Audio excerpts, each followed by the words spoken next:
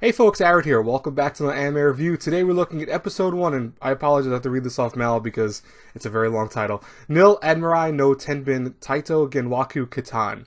I'm probably going to short that from now on from Genwaku Kitan. That's probably all I'm going to say when I do these reviews, but it's a very long title. Hopefully I said it correctly. I think I said it correctly. Like, I've had to do this take on this review multiple times now, and I've sometimes butchered this horribly, and sometimes I've done it really well, so it's like, how will it turn out this time? Who knows? I don't know.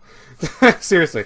Anyways, though, our story is pretty interesting because it's kind of like set in a fictional historical version of Japan where we follow Kuze, who's this young woman who's about to be married off to I want to say, very rich and wealthy man to kind of pay off her family's debts and all that.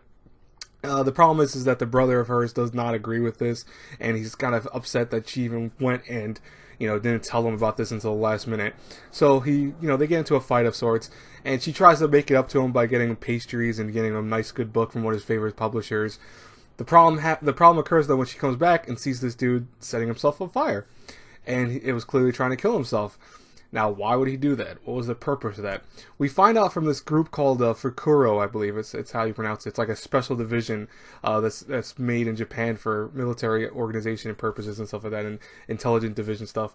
We find out that he was probably possessed by a cursed book or a cursed tome.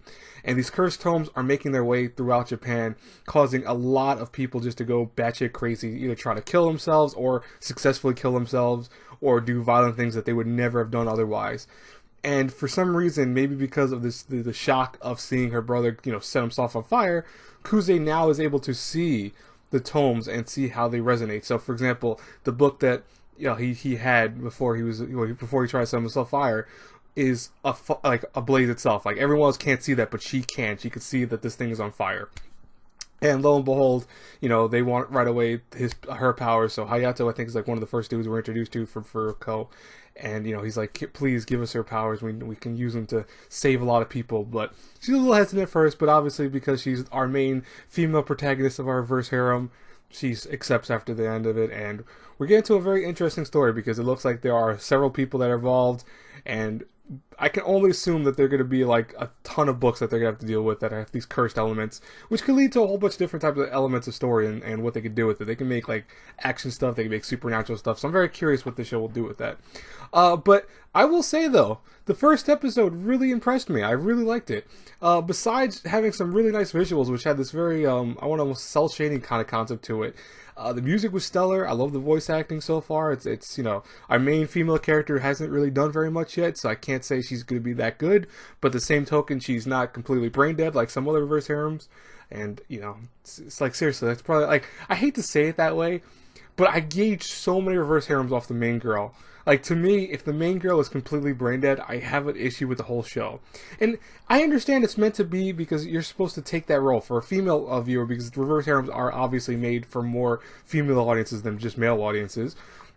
For the female, she's supposed to embody the person that's playing her. So, like in an Otome game, for example, you're supposed to be able to go, okay, this is me. This is my character. I'm choosing her dialogue. It's just the same concept with harems and visual novels that have harem elements to them too. But that's the concept of it. But a lot of times I feel like they make these girls in these Otome games to be really ridiculously stupid. Like, harem dudes are stupid too, don't get me wrong. I think harem dudes can sometimes beat some of the girls in terms of like intelligence levels and how bad they are. So it's like, if you had them in a contest of wits, half the time some of these Otome girls would actually hands down win with their intelligence. But at the same time, it's like, I've seen reverse harems have strong female leads. And, it's like, I appreciate that more because you can still have that, factor of you putting yourself into that character's shoes, but at the same time have a strong female lead as the person you're embodying. That's just my take, though, on it. But so far, I mean, for the fact that she's already going in, she's not, she's not like super fickle about how she wants to do this, and she wants to help other people, and realizes that some of this is not really per se her fault, but she has the power to at least help prevent more of these people from getting hurt from these cursed tomes. It kind of makes sense that she's not a weak character so far. We will see, though. I will definitely gauge the show. I will actually be reviewing this episode by episode because I always do one reverse harem when I see it out for the season. If anything else comes out this season, it's a reverse harem. I might do like a first impressions of it, like from the try it out series. But we'll see what happens with that. Anyways, guys and girls, I will talk to you later. I have to do one more other review, and then I have a podcast to do today with a bunch of my friends. So definitely look forward to that. It's already scheduled. I think it should be out at 2 o'clock. I think 2:10 is when we start it. So hopefully you guys will be there, and I will talk to you then. God bless you all. If you like to run a review, you know what to do. Have a good one, everyone. Bye-bye.